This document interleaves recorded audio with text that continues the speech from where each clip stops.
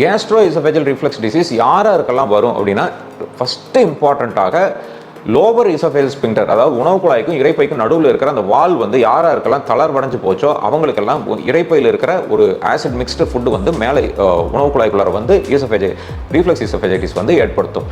இது இல்லாமல் ப்ரீடிஸ்போஷன் ஃபேக்டர்ஸும் நிறையா இருக்குங்க. ஒவ்வொன்றா நான் சொல்கிறேன். ஃபர்ஸ்ட் இம்பார்ட்டன்ட் வந்து ஹயாட்டஸ் ஹர்னியா அப்படிங்கிறது. இரண்டாவது ரொம்ப ஒபீஸாக இருக்கிறவங்களுக்கு, அப்புறம் ஆல்கஹால் நிறைய எடுத்துக்கிறவங்க ப்ளஸ் ஸ்மோக்கிங் எடுத்துக்கிறவங்க. அடுத்தது உணவு முறைகள், சில உணவு முறைகள் ரொம்ப ஸ்பைசியான உணவு, ரொம்ப அசிடிட்டி அதிகமாக இருக்கிற உணவு, processed food, canned fruits, preservatives நிறைய ஆட் பண்ண ஃபுட்ஸ் எல்லாமே, அப்புறம் ட்ரிங்க்ஸ், கார்பனேட்டட் ட்ரிங்க்ஸ், கஃபினேட்டட் ட்ரிங்க்ஸ், இது எல்லாமே வந்து ஏற்படுத்தும்.